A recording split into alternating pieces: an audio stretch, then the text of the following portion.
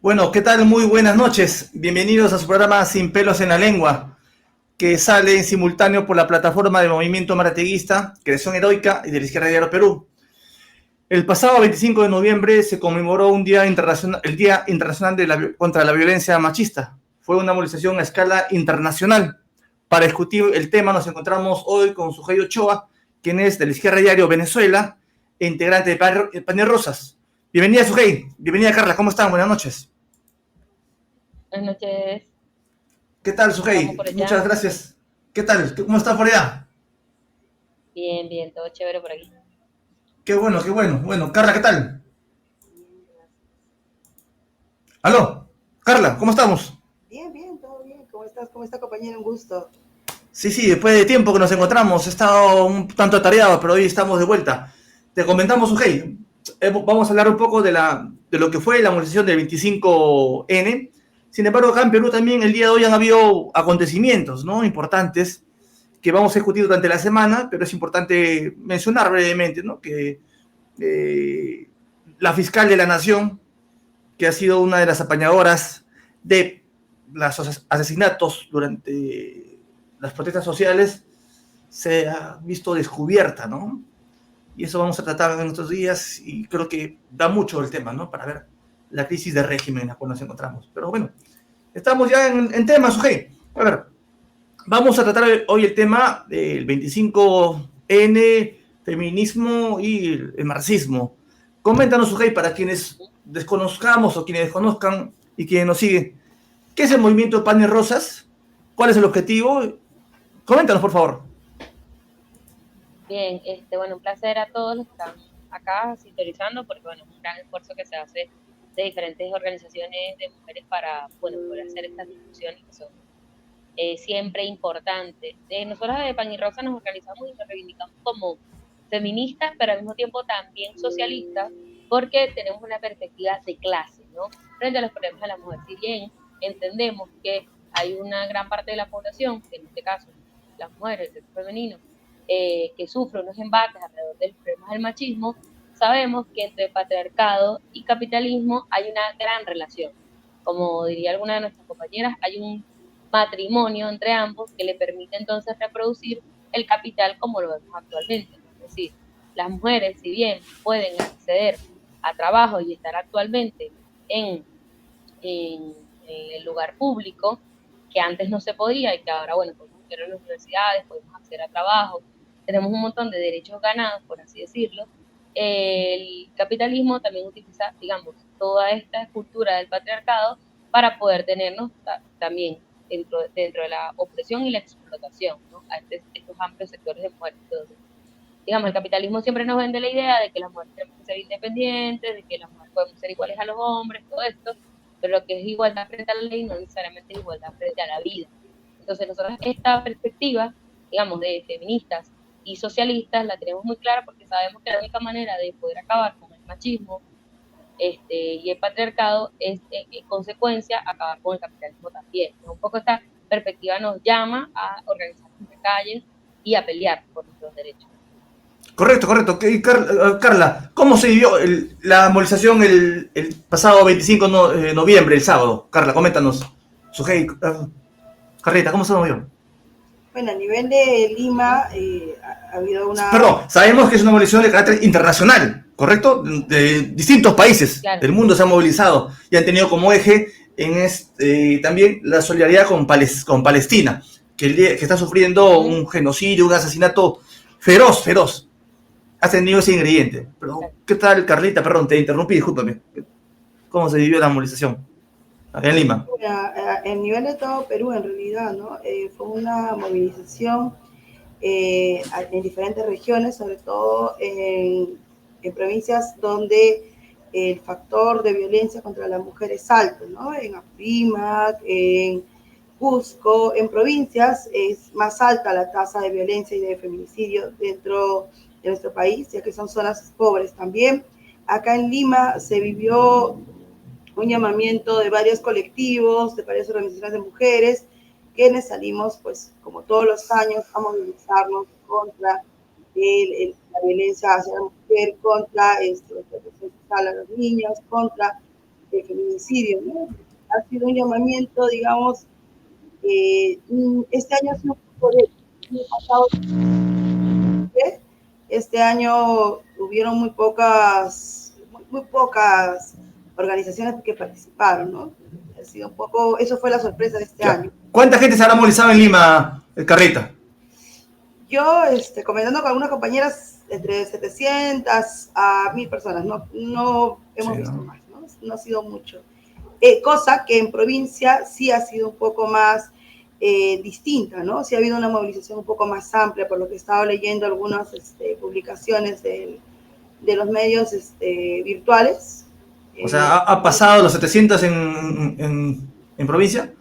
Sí, ha habido sectores que se han movilizado, sí he visto que han habido bastantes piquetes de compañeras organizadas y movilizadas en provincia. Creo que hemos estado en ese número, más de Ya. 700 a 1000, ¿no? Por ahí hemos estado, pero ha Pero sido sí, ha sido suficiente muy poco, porque ¿no? Sujei, ¿cuánta gente se ha movilizado en Venezuela? Estás en Caracas, ¿correcto? Bueno, sí, estamos en Caracas. De todas maneras, igual en Venezuela es mucho más pequeña la movilización. Ah, ya. No todo el tiempo es así. Para el 8 de marzo se moviliza gente, para el 28 de septiembre para el aborto se moviliza gente. En el caso de la violencia de género hay una división porque hay un sector de la derecha que convoca, digamos, reivindicando a las hermanas Mirabal, pero solo la parte superficial de esta discusión porque pretende discutir con un sector alrededor del problema del chavismo, o sea, denunciando que esto es una dictadura, ¿no? Sabemos que el gobierno del chavismo es autoritario y la izquierda siempre lo ha denunciado, bueno, la izquierda que sale del chavismo lo hemos denunciado como autoritario y todo esto. Sin embargo, nosotros decimos que en esa movilización no habría que estar con la movilización que era por Palestina, toda esta cuestión de movimiento internacional que se dio, por el derecho al aborto, por el derecho al salario, todas estas compañeras no levantan estas banderas, incluso uno de los principales organizadores es la embajada alemana, que ya sabemos todo lo que apoya al Estado de Israel. Entonces nosotros, bueno, justamente este 25 se vio bastante polarizado, pero hubo un sector, digamos, de jóvenes activistas independientes que nos movilizamos en el centro de Caracas, en la zona de Sabana Grande, para exigir, por supuesto, que cese la violencia machista y contra el genocidio de Palestina, ¿no? Éramos una centenares, pero Ah, no ya. sobrepasaba nuestras expectativas como debería ser. Correcto, ¿no? Sí, yo sí, bueno, hemos participado con el espacio en el cual militamos, que es el bloque unitario de los pueblos, hemos participado también. Y sí, he notado que una elección en Perú, en Lima, muy, muy reducida, ¿no? Eso me ha preocupado bastante porque hemos tenido durante febrero los momentos de gran convulsión social en Perú, donde hay Uh-huh. miles y miles en las calles, ¿no? Y hoy una movilización muy débil, ¿no? Y creo que eso es algo que de alguna manera dificulta, ¿no? He notado que han Claro, pero faltado los partidos. por ejemplo, en Venezuela eso tiene una explicación, porque durante muchísimos años las feministas que digamos que vienen a ser de los sectores de izquierda, lo que nosotros llamamos feminismo institucional, siempre se plegó al chavismo y le dijo a las grandes mayorías que era con el chavismo que había que estar. Entonces, bueno, el chavismo, como sabemos, como gobierno, sí dio algunas concesiones sociales, pero no necesariamente respondió a los problemas de las mujeres, mucho menos legalizó el aborto, después que se dijo que era un gobierno socialista, destruyó el salario a lo largo de la crisis, digamos, siempre con el papel de madre reproductora.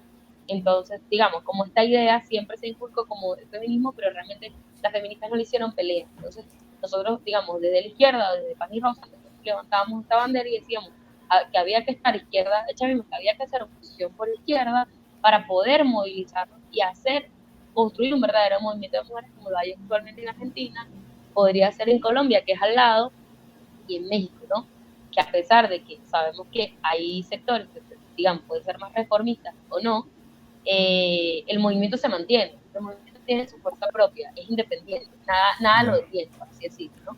Y logra arrancarle los derechos al Estado, como lo lograron las compañeras. De hecho, en esos países que estoy mencionando, donde más movilizaciones hay, es donde se logró el derecho al aborto y la despenalización en los otros países. Entonces, nos demuestra que la movilización independiente de las calles es la que nos permite, o sea, la que nos permite ganarle al Estado, ¿no? Y ganarle al patriarcado de alguna manera. No basta con eso, pero, digamos, nos permite avanzar. Entonces, al no pensar, al no tener esta estrategia dentro del feminismo de Venezuela, dentro de la vanguardia, por supuesto que le estás mandando un mensaje a la gran mayoría que no hay que pelear en la calle, o que no hay que organizarnos, ¿no? Entonces el feminismo es poco combativo acá en Venezuela y tiende a, digamos, sí, a depender mucho de las instituciones del Estado, a depender mucho de las ONG, y nosotras, bueno, reivindicamos una posición distinta. Eso. Bueno, no es tanto la situación distinta acá en Perú, ¿no? Carlita, acá también hay.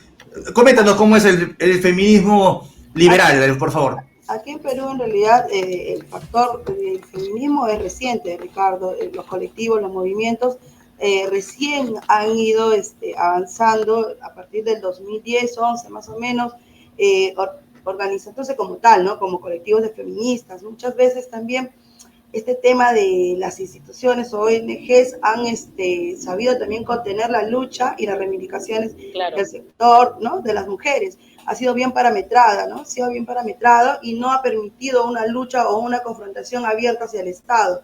Al contrario, bajo lo que ellas tenían que desarrollar en los proyectos es donde impulsaban a las mujeres, ¿no? O sea, yo también he trabajado en ONGs y no me gustaba mucho ese tema de movilizar a las personas para ciertas cuestiones, pero no para otras, ¿no? O sea, las mujeres sobre todo. O sea, si había que pedir mayor presupuesto o teníamos que apoyar de repente algún problema de la zona, se iba. Pero si tú querías hablar propiamente sobre el tema de violencia de la mujer, qué soluciones se les va a dar o cómo vamos a hacer con el tema de violaciones sexuales a menores de edad, el tema del aborto en menores de edad, todo eso es un tabú para nuestra sociedad limeña y peruana, que todavía son conservadores, es chocante para ellos y por eso que no, y para inclusive para muchas mujeres, ¿no? Tenemos que entender también, Ricardo, que en Perú nosotros tenemos una, culturalmente en provincias es otra mentalidad que en la ciudad, ¿no? Culturalmente para la gente de provincia, las mujeres siguen siendo bendecidas, pues ellas dicen bendecidas con 5 o 6 hijos, ¿no? Porque no entienden el tema del cuidado del cuerpo de la mujer, el tema de que también ellas deberían cuidarse, no tener más hijos para no empobrecerse, ¿no?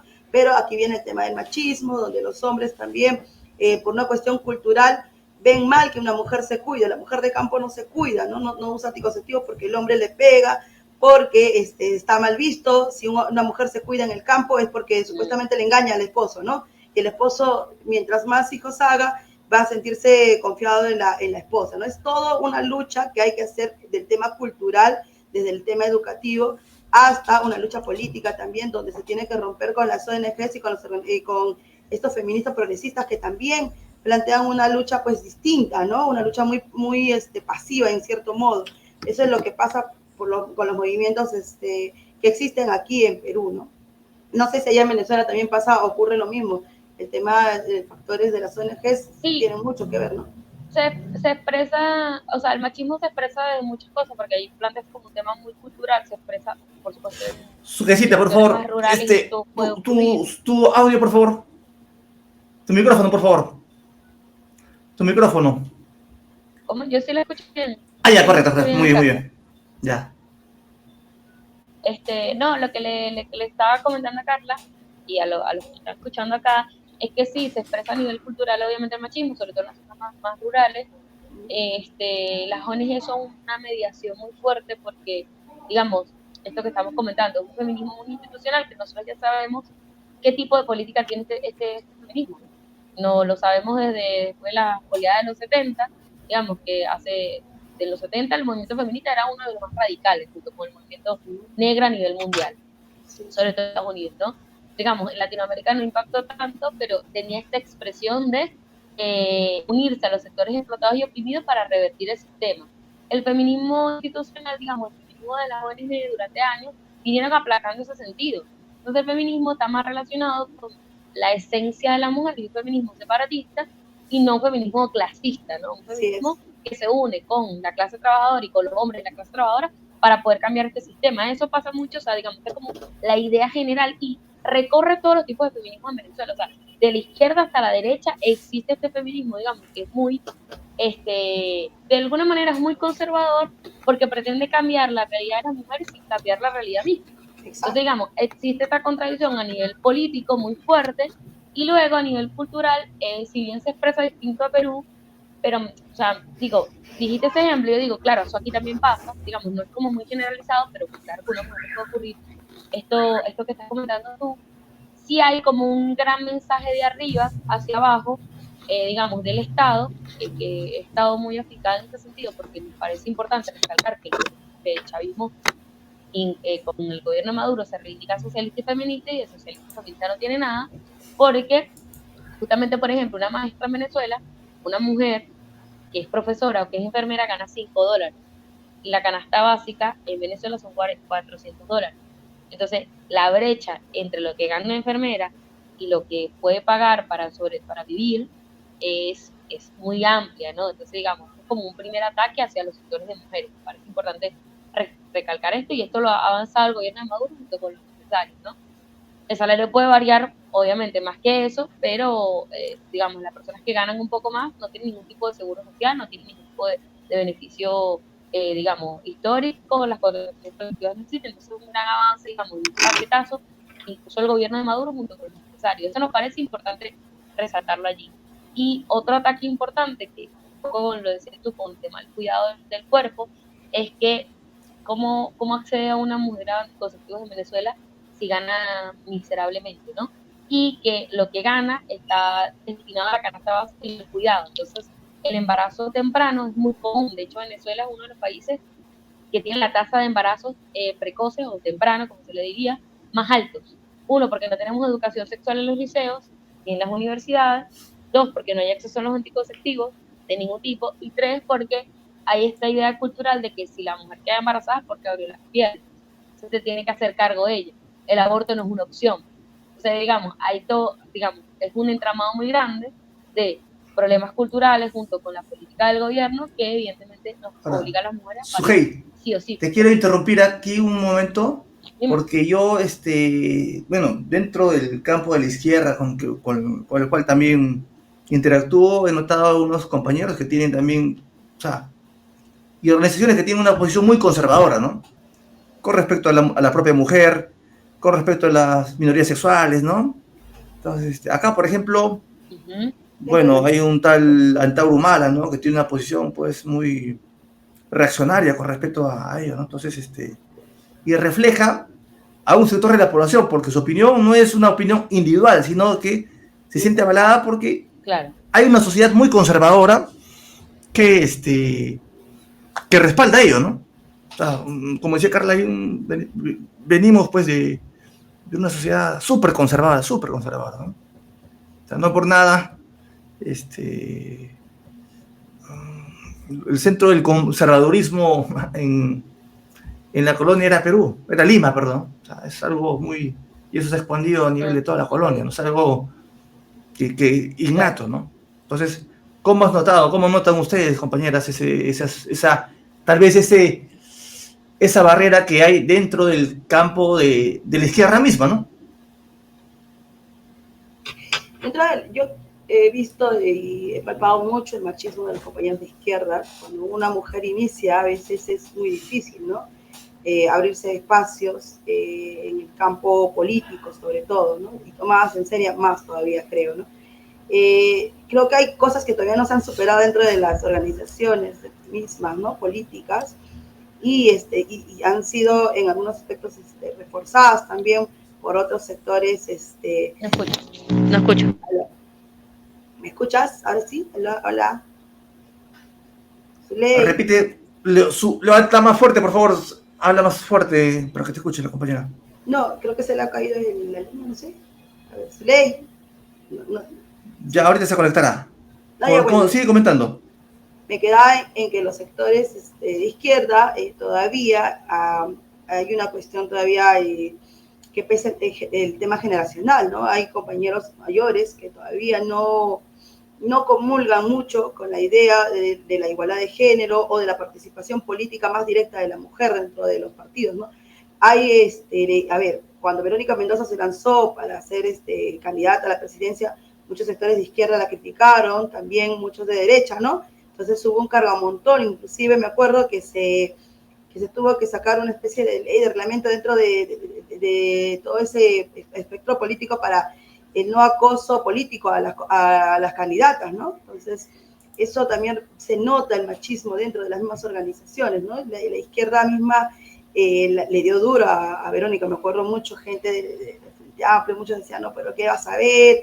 Ella tiene 35 años, menospreciada por la edad, menospreciada porque el estado de ser mujer, inclusive el tema que era de padres extranjeros, no era 100% peruana, todo un rollo y un discurso también que quería disminuir, ¿no? la participación de una mujer para que candidateaba por primera vez para la presidencia, ¿no? O que le enfrentaba a varios hombres dentro de la disputa para la presidencia. Cosa que no se hizo con Keiko, ¿ah? Eso también hay que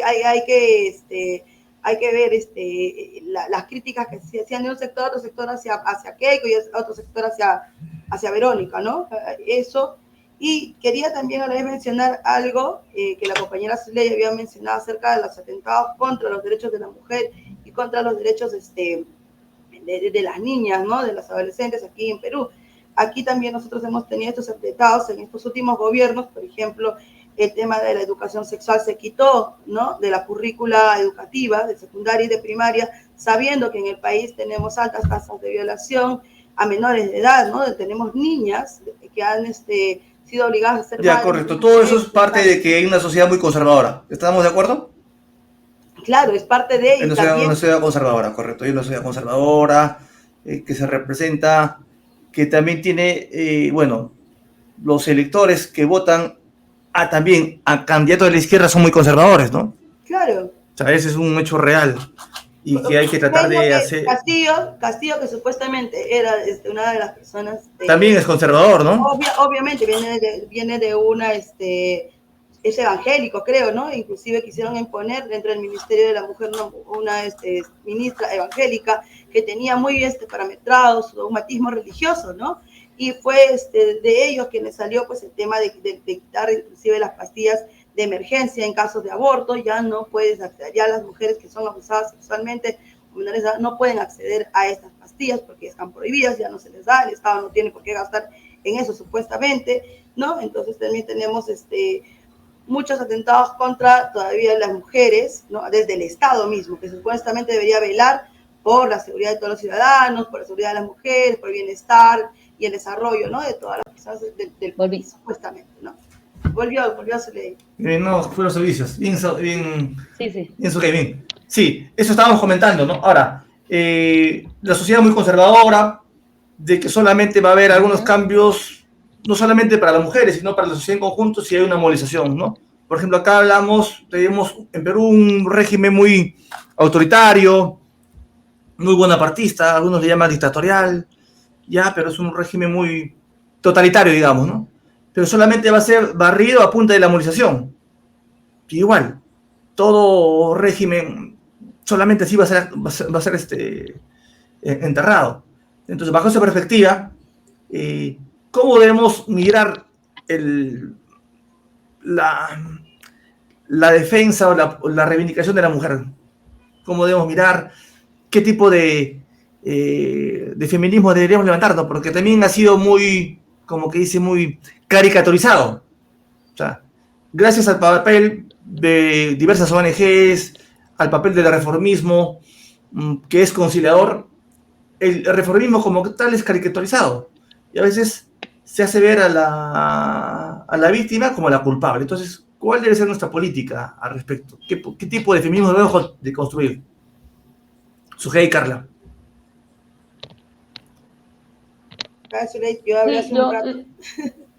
No, quería plantear unas cositas como justamente por lo que seas de las organizaciones de machismo y luego como entrar en este debate que está haciendo Ricardo. No, por lo de las organizaciones de machismo, evidentemente creo que hay que partir de un punto que todas las socialistas feministas lo tenemos claro, que no necesariamente porque hagamos una revolución acabará el machismo, ¿no?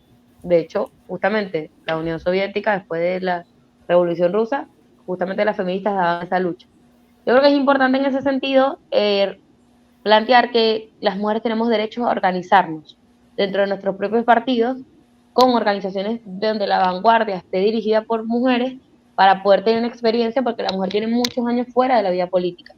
Y es ahora que se le está permitiendo, digamos, culturalmente y socialmente, estar en cargos públicos, ser parte de la vida política, Sin embargo, son años sin esa experiencia. Entonces, nos viene bien como organizaciones, porque lo digo porque hay muchísimo machismo de izquierda, ¿no? Que plantea que para qué organizaciones de mujeres, por ejemplo.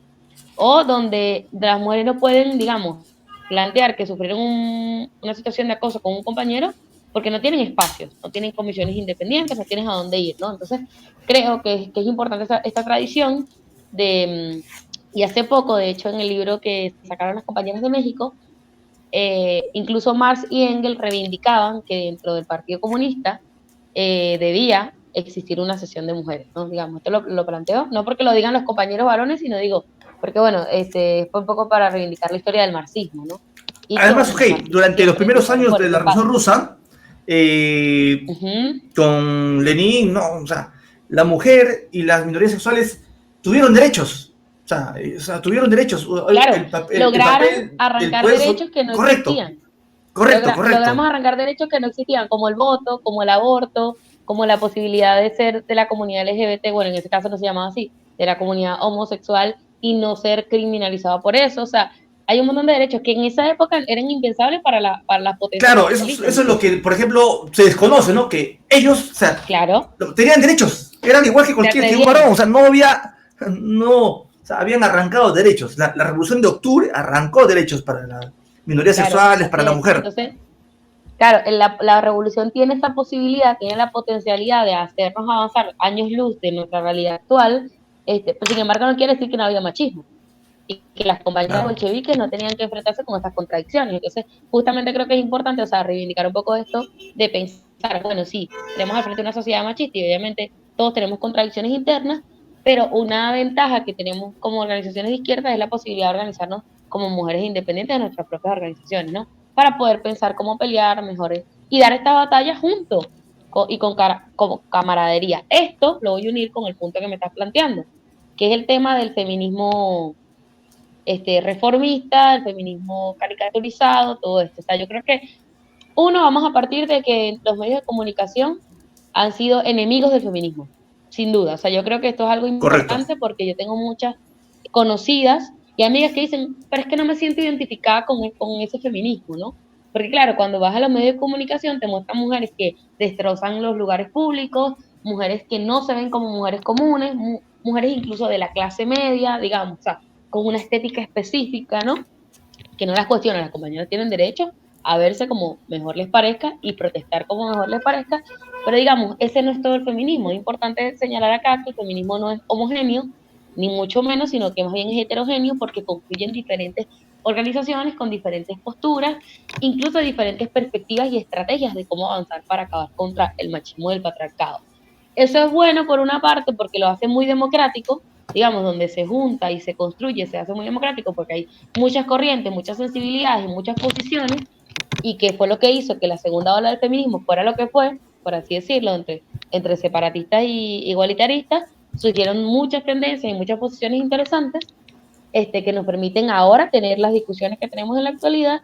Sin embargo, yo creo que nosotras, si bien respetamos que sea democrático, no reivindicamos cualquier tipo de feminismo. No reivindicamos, uno, el feminismo de las separatistas, que por un lado plantea que los hombres son enemigos de las mujeres simplemente por el hecho de ser hombres, porque tenemos Correcto. esencias Eso es lo que distintas, más o porque a veces, menos hay un feminismo que siempre claro, lo agita, ¿no? Correcto, correcto, muy bien. es un feminismo que sale mucho en las redes, que incluso se resurge mucho porque justamente los otros sectores más conservadores tienden a mostrarlo como el único feminismo que existe, cuando es una falacia porque de hecho el feminismo en las grandes mayorías no es así. Es todo lo contrario. Entonces, digamos, creo que es importante como reivindicar esto para descaricaturizarlo y poner en la situación en la que está. Es heterogéneo. Obviamente esas compañeras existen, también existimos las feministas socialistas, también existen las feministas liberales, existen, o sea, hay muchas tendencias, pero la potencialidad buena que tiene es que justamente nos une el género. El tema es que nosotras de Pan y Rosa decimos que nos tiene que unir el género, pero también la clase, para poder tener una perspectiva mucho más amplia y una perspectiva que nos permita, una estrategia que nos permita ganar. Un poco esta es la idea, ¿no? Y ganar frente a qué? Bueno, ganar frente a los poderosos, ganar frente al capitalismo, ganar frente al patriarcado. Un poco que tiene sus figuras políticas puestas con unas posiciones, con unos discursos, con unas lógicas que evidentemente se imponen y bajan políticas públicas, bajan culturalmente, etcétera, ¿no? Ideologías, en fin. Entonces nosotros pensamos que es importante que este feminismo sea heterogéneo, pero nosotros luchamos por una perspectiva de clase. Y esta perspectiva de clase justamente no piensa que los hombres son nuestros enemigos, sino todo lo contrario, son nuestros más profundos aliados, sobre todo porque un hombre de la clase trabajadora y una mujer de la clase trabajadora tienen mucho más en común que una mujer de la clase trabajadora con una mujer de la burguesía, por ejemplo.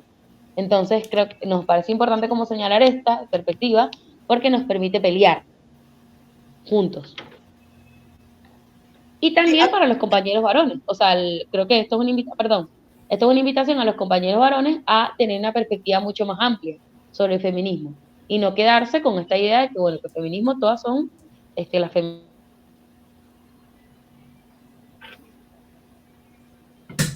Listo. Carla, no sé. Sí, de acuerdo con su ley, ¿no? El feminismo separatista es el que más ha ganado territorio, inclusive para el discurso. El que más tribuna tiene también, ¿no? Al que más tribuna le dan, ¿correcto? Al que más tribuna le dan, ¿no? O sea, el año pasado, hace unos años en realidad salió este apodo que a las feministas les llamaban las feminazis, ¿no? La feminazis. Claro. Tú le decías feminista, eres una feminazi, te decían, ¿no? Entonces era un discurso, porque te decían, no, ustedes están en contra de los hombres, nos van a matar, nos odian, y decías, pero ¿cómo? Claro. Es imposible, ¿no? Nosotras, como decía su ley, no consideramos al hombre nuestro enemigo, nuestro aliado, a pesar, es nuestro aliado entre el proceso de lucha, ¿no? También son explotados igual que nosotras, ¿no? Nosotros en mayor cantidad, ellos también son explotados dentro del sistema laboral. Al final deberíamos venir juntos trabajando, ¿no? Esa debería ser la consigna y ese debería ser el trabajo que se hace dentro de los partidos también.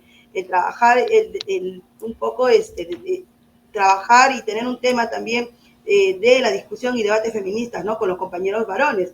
Eso debería ser una tarea también dentro de cada partido para poder ganar y, tener un discurso unitario, ¿no?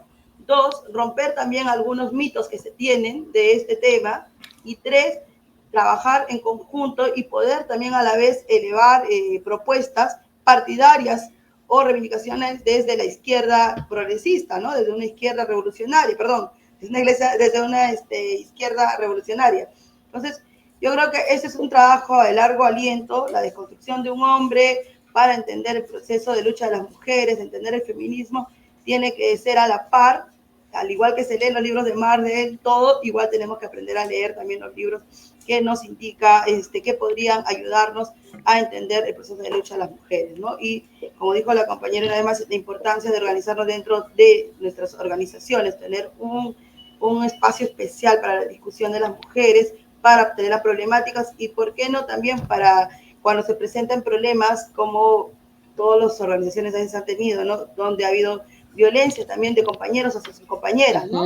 Y donde se pueda darle la sanción correcta a este compañero, ¿no? Yo he visto, desgraciadamente hace años, en diferentes partidos de izquierda, que compañeros que han tenido problemas con sus parejas, inclusive de acusaciones de violencia, de maltrato, de abandono y todo lo demás, no se les ha sacado del partido, no se les ha dado una ¿cómo se puede decir? No castigo, pero no sé, pues, ¿no? Una llamada de atención más fuerte, no sé. Al contrario. ¿Qué es lo que se dice? Oye, pero él es de izquierda, pues, claro, si fuera derecha, sí, no, pero él es de izquierda, ¿cómo? O sea, o el discurso de lo privado, ¿no? Ese es lo privado, lo político y lo privado no puede ir juntos, hay que separarlo, ¿no? Ese es el discurso que se maneja también. Entonces, ver cómo canalizamos ese trabajo, cómo de verdad los que nos consideramos de una izquierda revolucionaria, de una izquierda socialista, podemos sostener esos. Además, entender, muchos dicen, oye, pero tú te fijas mucho en la forma, fíjate en el contenido, en su política, ¿qué te fijas en la forma, que se grita, que se pega? Fíjate, pero eso está mal. Para Hegel, forma y contenido era uno solo. No, la forma no puede ser expresada sin el contenido. Exacto. O sea, es uno solo. Correcto. Eso es el concepto de Hegel, la dialéctica. Pero nosotros creo que tenemos una posición ante esto como organizaciones de izquierda, consecuente, efectivamente, claro, ¿no? Con un mensaje. No podemos divagar, ¿no? Y eso va a depender de las organizaciones que nos consideramos de izquierda revolucionaria, porque hay una izquierda reformista que esto lo deja pasar, ¿no? Ha habido casos acá en Perú, estoy seguro que hay en Venezuela, es algo transversal en toda la sociedad. Y creo que va a ser posible solamente acabar con ello vía un proceso social de gran convulsión, a través de la movilización, como ha manifestado, ¿no? Lo que sucedió en los primeros años de la Revolución de Octubre favoreció y para arrancar derechos. Creo que esta salida también va a ser posible, pero no va a ser posible solamente dentro del sistema capitalista. Por eso tenemos que levantar una bandera anticapitalista, creo, y ahí empalmamos con todos los sectores de sociedad. Eso es, creo, una reflexión, ¿no? Me parece, Carla, Sujei. Sí, sí, yo, o sea, justamente con esta idea bueno, la unión de la clase, a mí justamente hace par de meses, por así decirlo, también estaba toda esta discusión del feminazi, entonces yo decía, bueno, nosotros no somos feminazis, somos femibolche, ¿no? Un poco Ay, para ay. atarlo a lo que está diciendo Ricardo, entonces como somos femibolche, nuestras reivindicaciones son distintas, nuestras posiciones son distintas y nuestra estrategia también es distinta, ¿no? Entonces, claro, a veces se nos olvida la historia, o digamos, las feministas tienden a reivindicar poco todo, la estrategia de por qué digamos, los bolcheviques lograron este montón de derechos, que no fue casualidad. O sea, no fue que tomaran el poder y de repente, ay, qué chévere que en esta época se logró el derecho al aborto, no, fue todo un gran proceso de convulsión, de lucha y un gran avance de mujeres que, bueno, que por primera vez tomaban el cielo por asalto y que pusieron sus demandas al frente, ¿no? Y eso les permitió, pues, reivindicar un montón de cosas que no se estaban dando en otros países, un poco de eso. Entonces, yo tiendo un poco a plantear que las mujeres, en vez de estar en el futuro, estamos en el pasado con respecto a esto, ¿no? Digamos, entonces o sea, las bolcheviques de alguna manera nos dejaron atrás a nivel histórico. Y por eso reivindicamos este hilo de continuidad político, de qué luchamos, por qué luchamos, cuál es la manera de organizarse, en qué sentido tenemos que unirnos como clase, y cómo también la clase trabajadora, poniéndose al frente, digamos, puede organizar a las mujeres, puede organizar a los sectores de la comunidad LGBT, puede organizar a los sectores racializados, puede organizar, o sea, digamos, a todos los sectores explotados y oprimidos, porque justamente las grandes mayorías venimos de la clase trabajadora. Sufrimos los mismos embates, sufrimos las mismas condiciones de sobreexplotación o superexplotación, y después de la pandemia comprobamos que, bueno, que a los ricos y poderosos le importa poco la vida de la gente. O sea, le importa Correcto. cada vez tener más ganancias, que es un poco la tendencia en la que va el mundo, donde una pequeña minoría del 1% tiene la gran mayoría de las ganancias, y las grandes mayorías pues vive con menos de la mitad de la riqueza mundial.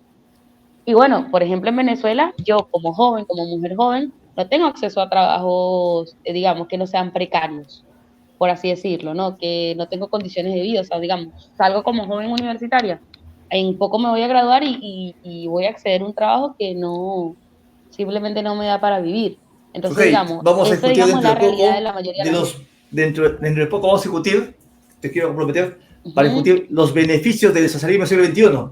Vamos a discutir más claro, adelante. claro, claro, claro que sí. Eso sí ¿Qué está tal? irónico, ¿eh? Beneficios pocos. Beneficios pocos, pero vamos a hablar un poquito de socialismo del siglo XXI. Correcto, correcto. Pero Sí, bueno, sí, no. un poco para cerrar esta idea, o sea, creo que es importante, habría que ver qué tanta gente está interesada, cómo podemos hacer capaz algún tipo de foro público o online o físico, lo que sea, pero que podamos dar a conocer cuál fue la historia justamente de las bolcheviques y cómo se pelearon y cómo lograron un montón de derechos que actualmente las mujeres en Latinoamérica todavía estamos peleando. O sea, digamos, las mujeres en los países centrales, bueno, lograron una serie de derechos, lograron el aborto, no acabaron con el capitalismo, pero lograron el aborto. ¿Qué pasa con las mujeres latinoamericanas? Entonces, digamos, ¿cómo entonces nosotras como un país como países, entre comillas, subdesarrollados, digamos, o de la periferia, bueno, tenemos esta perspectiva para poder lograr nuestros derechos? Un poco eso. Carrita. Yo quería Ujú. mencionar un poco el tema también de que no todos los países han tenido un desarrollo político, se les está hablando, un desarrollo político, pues, donde la participación de la mujer haya sido fuerte, ¿no? Acá en Perú, la participación de la mujer ha sido reciente, en el año 1945 han Ujú. logrado el derecho al voto, ¿no? Aquí en Perú, y solo a las municipales, luego recién con la reforma constitucional del 79 que la mujer ha tenido el derecho al voto pleno, ¿no? Es decir, en la época del año 45, en las mujeres solo las letradas podían votar, y las mujeres solteras, con el permiso de la iglesia y de sus padres, podían votar. Entonces, aquí en Perú hemos tenido una tasa alta de personas analfabetas, campesinas, ¿no? Y no han tenido un derecho al voto hasta el año 79, que ha sido con la constituyente, ¿no? El 79, donde ha sido mucho más amplio, donde las mujeres también han sido invisibilizadas, pese a que ha habido todo un proceso de lucha, ¿no? Pero no se resalta esa historia de las mujeres, no se resalta esa participación de la política. Siempre que se habla de una historia, es como que se le da, se tiende un velo gris sobre la participación de la mujer, ¿no? Las mujeres hemos estado presentes en los procesos de lucha históricamente en nuestros países, pero sin embargo muy poco se conocen de ellas, ¿no? Muy poco se conoce de María Parado de Bellido, muy poco se conoce pues aquí inclusive de las intelectuales mujeres desde la época de Mariátegui o más allá atrás, no sé, no, muy poco. Entonces eso también ha permitido que la mujer haya siempre estado en el ámbito más privado y que recién estemos empezando, ¿no?, a dar un vuelco distinto, ¿no? Es como que ya por fin, después de años, de décadas de que la mujer ha sido pues invisibilizada, empieza a resurgir, ¿no?, con fuerza, con un poco más ¿cómo se puede decir? Un poco más organizada, ¿no?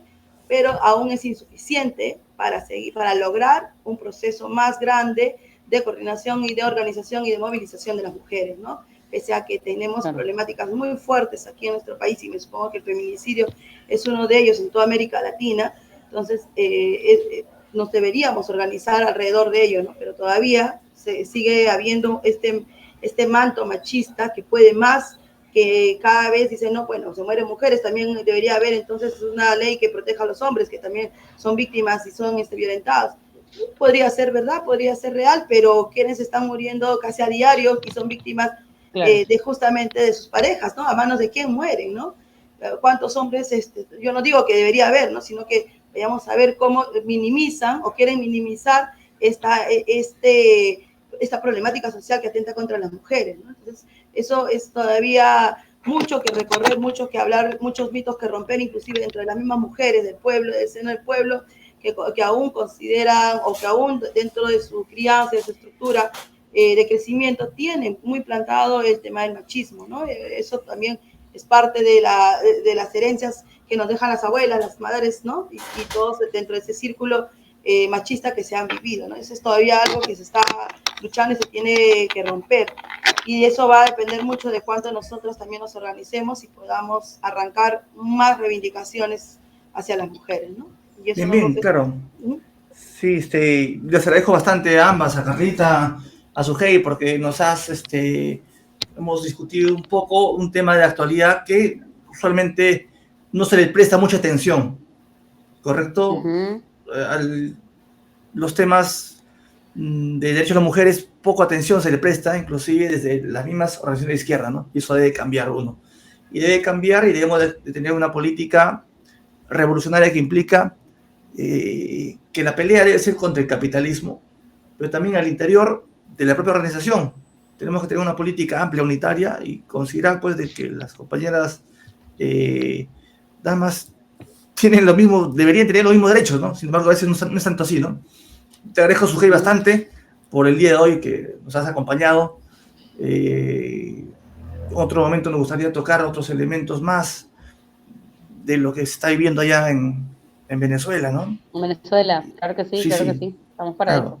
Estoy muy contenta porque nos hayan invitado. Les estaba comentando antes de que empezáramos con el podcast, antes de que empezáramos con la transmisión en vivo, que me parece importante que tengamos esta solidaridad entre bueno, Perú y Venezuela, que me parece que poco discutimos, o sea, hace poco se charla, y que tenemos muchas más cosas en común que diferencias, y que nos puede permitir entonces enlazar y reivindicar un internacionalismo que también lo tenemos. Nosotros somos feministas socialistas, sino también somos internacionalistas. Por eso luchamos por lo de Palestina, por eso nos parece horrible lo que está pasando en Gaza, por eso, bueno, nos solidarizamos con el Black Lives Matter, por eso nos solidarizamos con las compañeras de Argentina, que actualmente, bueno, van a tener que enfrentar un gobierno de derecha y que cada vez quiere ajustar más, como lo hacemos nosotros acá en Venezuela, que estamos resistiendo de alguna manera a los embates del gobierno que supuestamente es socialista y feminista, pero nada que ver. Sigamos eso. Bien, muchas gracias, Sujei. Palabra final, Carla. Ya, agradecer, un gusto, Sujei, sería interesante volver a tener una conversa de repente. No, claro que sí, ya lo más comprometimos compañeras, claro que sí. como otras compañeras de otros países y de repente ir contando las experiencias también desde nuestro del lado que estamos, ¿no? Desde nuestro país, de la forma como se están organizando las mujeres y de repente intercambiar ahí ideas más adelante para seguir construyendo, ¿no? Esa es la idea. Un gusto, gracias también por habernos acompañado hoy y nada, a seguir adelante y a continuar con la lucha, ¿no? Bien, bien. Gracias, Sujei. Gracias, Carla. Ha sido el programa el día de hoy Sin Pelos en la Lengua, que ha tenido una invitada muy especial desde el país de Venezuela, con la cual ya vamos a contar, y un saludo para todos los compañeros allá que están dando también una batalla al interior, ¿no? Porque hay procesos, y como dijo Sujei, ¿no? Una lucha no puede ser solamente a escala de género, ni escala nacional, sino tiene que ser a escala internacional y de clase. Si no, esa lucha no va a tener ningún futuro. Solamente la unión de los pueblos va a hacer de que haya una sociedad distinta, ¿no?